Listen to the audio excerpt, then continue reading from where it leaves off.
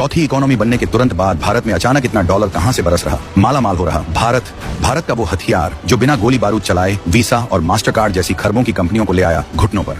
25 लाख करोड़ रुपए का वो आंकड़ा क्या है जिसने दुनिया के सबसे बड़े इकोनॉमिक एक्सपर्ट्स की उड़ा डाली नींद। भारत के चाय वाले से लेकर सब्जी वाले तक ने मिलकर अमेरिका और चीन के सबसे बड़े फाइनेंशियल सिस्टम को कैसे पछाड़ दिया। भारत एक ऐसा देश जो आज दुनिया की सबसे तेज रफ्तार से दौड़ने वाली अर्थव्यवस्था बन चुका है। आज हालत यह है कि एक तरफ पूरी दुनिया मंदी की आहट से कांप रही है, बड़ी बड़ी अर्थव्यवस्थाएं घुटनों पर हैं, लेकिन वहीं दूसरी तरफ भारत की इकोनॉमी बुलेट ट्रेन की रफ्तार से दौड़ रही है। ये कोई मामूली बात नहीं है, ये वो हकीकत है जो आज अमेरिका से लेकर चीन तक की आंखों में खटक रही है। आपको याद होगा कैसे अमेरिका के राष्ट्रपति डोनाल्ड ट्रंप भारत पर दबाव बनाने के लिए, हमारी ग्रोथ को रोकने के लिए भर भर कर टैरिफ लगाते आ रहे हैं। उनका मकसद था भारत को झुकाना, भारत की रफ्तार को धीमा करना, लेकिन उनका हर दांव उल्टा पड़ गया। भारत झुका नहीं बल्कि और मजबूत होकर खड़ा हो गया। दुनिया भर की बड़ी बड़ी कंपनियां अरबों खरबों डॉलर का निवेश लेकर आज भारत की तरफ भाग रही हैं। वो जानती हैं कि भविष्य भारत में है। चीन जो खुद को दुनिया की फैक्ट्री समझता था, आज खाली बैठा देख रहा है कि कैसे बड़ी बड़ी कंपनियां उसकी जमीन छोड़कर भारत का रुख कर रही हैं। ये सब देखकर दुनिया हैरान थी, परेशान थी कि आखिर भारत ऐसा क्या कर रहा है। वो कौन सी संजीवनी बूटी है जो भारत की अर्थव्यवस्था को रुकने ही नहीं दे रही। दुनिया अभी इन सवालों के जवाब ढूंढ ही रही थी कि भारत ने एक और ऐसा धमाका कर दिया, एक ऐसी डिजिटल इकोनॉमिक स्ट्राइक कर दी जिसने पूरी दुनिया को सन्न कर दिया है। ये एक ऐसा कारनामा है जिसके सामने अमेरिका का सिलिकॉन वैली और चीन का टेक्नोलॉजी एम्पायर भी बौना नजर आ रहा है। भारत ने डिजिटल पेमेंट की दुनिया में एक ऐसा रिकॉर्ड बना दिया है जिसके बाद पूरी दुनिया की नींद उड़ी हुई है। हम आपको बताएंगे इस धमाकेदार खबर की पूरी कहानी, तो बने रहिएगा वीडियो पर और इस संबंध में आपके जो भी विचार हों कमेंट में लिखकर जरूर बताइएगा। पिछले कुछ सालों में भारत ने जो कर दिखाया है वो किसी चमत्कार से कम नहीं है। आज भारत दुनिया की चौथी सबसे बड़ी अर्थव्यवस्था है और जल्द ही तीसरी सबसे बड़ी अर्थव्यवस्था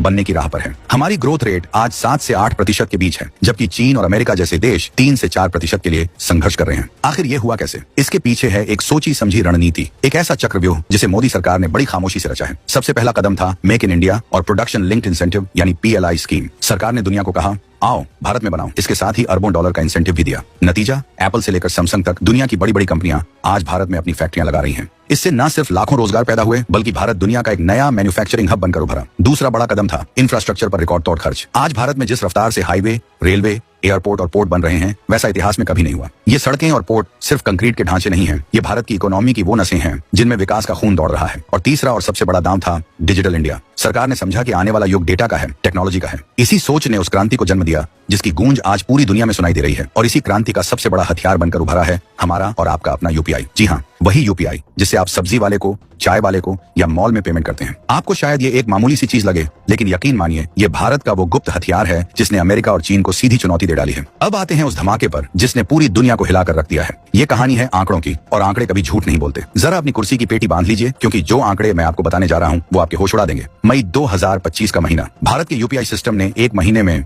ध्यान से सुनिएगा, एक महीने में 25,14,000 करोड़ रुपए के लेन देन का पहाड़ खड़ा कर दिया। ये रकम इतनी बड़ी है कि पाकिस्तान जैसे देशों की पूरी इकोनॉमी इसके सामने पानी भरती नजर आए। ये आंकड़ा अप्रैल के 23.94 लाख करोड़ रुपए से भी ज्यादा था। यानी हर महीने भारत एक नया रिकॉर्ड बना रहा है। अब जरा इस आंकड़े की तुलना दुनिया की सबसे बड़ी पेमेंट कंपनियों से करते हैं जिनका पूरी दुनिया में दबदबा था, वीजा और मास्टर कार्ड। भारत में मौजूद सभी क्रेडिट कार्ड, चाहे वो वीजा के हों, मास्टर कार्ड के हों या किसी और कंपनी के, उन सब से मिलाकर मार्च 2025 में कुल लेन देन हुआ था सिर्फ 2,01,000 करोड़ रुपए का। और डेबिट कार्ड से मात्र 0.39 लाख करोड़ रुपए। यानी अगर हम क्रेडिट और डेबिट कार्ड के कुल लेन देन को जोड़ भी दें तो ये आंकड़ा बनता है करीब 2.40 लाख करोड़ रुपए। और UPI का आंकड़ा कितना था? 25,14,000 करोड़ रुपए। यानी भारत के अकेले UPI ने इन सभी विदेशी कंपनियों के कार्ड नेटवर्क को मिलाकर लगभग 12 गुना ज्यादा का कारोबार किया है। ये कोई छोटी मोटी जीत नहीं है, ये एक तरफा डोमिनियो है। ये वो डिजिटल स्ट्राइक है जिसने इन खरबों डॉलर की कंपनियों की चूलें हिला दी हैं। सालों से ये कंपनियां हर ट्रांजैक्शन पर मोटा कमीशन कमाकर भारत से अरबों रुपए अपने देश ले जा रही थी, लेकिन UPI ने आकर इनका पूरा खेल ही खत्म कर दिया। UPI जो लगभग जीरो कॉस्ट पर काम करता है, उसने इन कंपनियों के बिजनेस मॉडल पर ही सवालिया निशान लगा दिया है।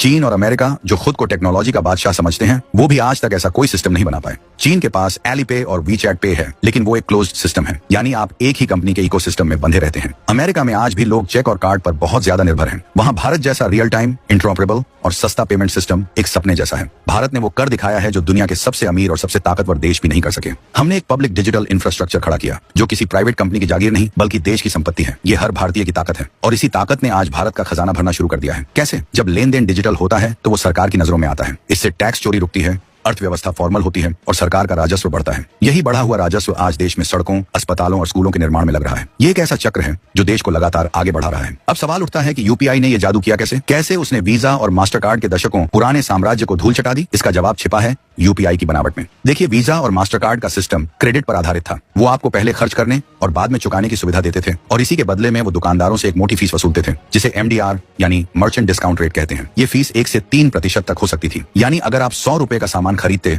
तो दुकानदार को 97 या 98 रुपये ही मिलते थे। बाकी का पैसा इन विदेशी कंपनियों की जेब में चला जाता था। छोटे दुकानदार ये बोझ नहीं उठा सकते थे, इसलिए वो कार्ड पेमेंट से बचते थे। लेकिन फिर आया यूपीआई, एक ऐसा क्रांतिकारी सिस्टम जिसने पूरा गेम ही पलट दिया। यूपीआई किसी क्रेडिट पर नहीं, बल्कि आपके बैंक अकाउंट में पड़े असली पैसे पर काम करता है। ये एक बैंक से दूसरे बैंक में सीधे और तुरंत पैसा ट्रांसफर करता है, वो भी लगभग मुफ्त में। इसने उस एमडीआर वाली मोटी फीस को ही खत्म कर दिया। अब दुकानदार को 100 रुपए की पेमेंट पर पूरे 100 रुपए मिलते हैं। नतीजा, रेहड़ी पटरी वाले से लेकर बड़े बड़े शोरूम तक हर किसी ने यूपीआई को हाथों हाथ अपना लिया। ये इतना आसान था कि जिसे स्मार्टफोन चलाना आता है वो यूपीआई इस्तेमाल कर सकता है। इसने देश के करोड़ों लोगों को डिजिटल इकोनॉमी का हिस्सा बना दिया, जो पहले कैश पर ही निर्भर थे। ये भारत की फाइनेंशियल इंक्लूजन की सबसे बड़ी कहानी है। अब जरा ट्रांजैक्शन की संख्या पर गौर कीजिए। मई 2025 में यूपीआई से 18.68 अरब यानी 1868 करोड़ ट्रांजैक्शन हुए। ये संख्या इतनी बड़ी है कि आप कल्पना भी नहीं कर सकते। जून की शुरुआत में ही यूपीआई रोजाना करीब 65 करोड़ लेन देन दर्ज कर रहा था। अब इसकी तुलना वीजा से कीजिए। वीजा ने मार्च तिमाही में पूरी दुनिया में रोजाना औसतन 67.4 करोड़ लेन देन दर्ज किए थे। ध्यान दीजिए, ये वीजा का ग्लोबल आंकड़ा है, पूरी दुनिया का। और भारत का अकेला यूपीआई लगभग उसके बराबर पहुंच चुका है। जिस रफ्तार से यूपीआई बढ़ रहा है वो दिन दूर नहीं जब ट्रांजैक्शन की संख्या में भी हम वीजा को पूरी दुनिया में पीछे छोड़ देंगे। और ग्रोथ रेट की तो बात ही मत कीजिए। यूपीआई हर महीने 5 से 7% की रफ्तार से बढ़ रहा है। सालाना ग्रोथ 40% से भी ज्यादा है। वहीं दूसरी तरफ वीजा कार्ड की सालाना ग्रोथ सिर्फ 10% के आसपास है, यानी हमारी रफ्तार उनसे 4 गुना ज्यादा है। ये आंकड़े चीख चीख कर एक ही कहानी कह रहे हैं, द फ्यूचर इज यूपीआई। भविष्य भारत का है। सरकार ने अब रोजाना 1 अरब यानी 100 करोड़ यूपीआई ट्रांजैक्शन का लक्ष्य रखा है और जिस तरह से देश डिजिटल हो रहा है, ये लक्ष्य भी जल्द ही हासिल हो जाएगा। ये सिर्फ एक पेमेंट सिस्टम की जीत नहीं है, ये भारत की आत्मनिर्भरता की जीत है। ये इस बात का सबूत है कि भारत अब सिर्फ टेक्नोलॉजी का यूजर नहीं बल्कि टेक्नोलॉजी का क्रिएटर बन चुका है। हम अब दुनिया को फॉलो नहीं करते, दुनिया हमें फॉलो करती है। आज France, Singapore, UAE, Sri Lanka, Mauritius जैसे कई देश भारत के यूपीआई सिस्टम को अपना रहे हैं। वो समझ गए हैं कि भारत ने जो मॉडल तैयार किया है वो ही भविष्य का मॉडल है।